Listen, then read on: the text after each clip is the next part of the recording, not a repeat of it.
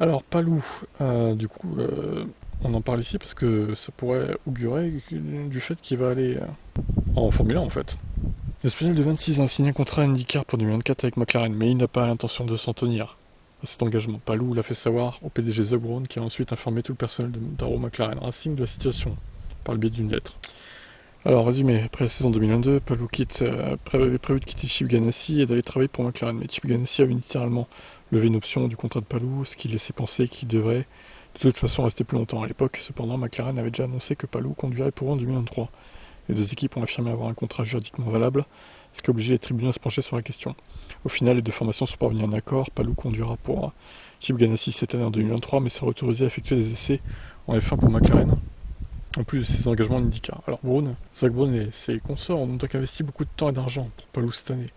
Mais il rentre maintenant à la maison, froid, après l'annonce de Palou. Incroyablement décevant compte tenu de l'engagement qu'il a pris envers nous. Vous savez quoi, ça rappelle Piastri et Alpine, ça. Vraiment, hein. À la fois directement et publiquement, et de notre investissement significatif en lui, sur la base de cet engagement.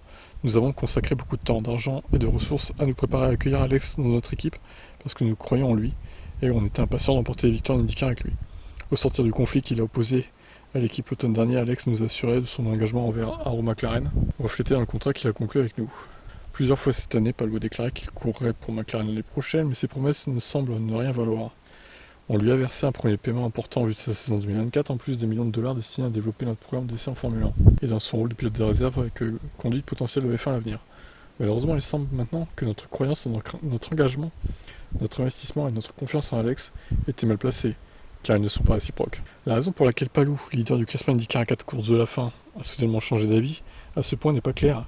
Il est possible que ça ait un rapport avec les rumeurs le liant à deux équipes de F1.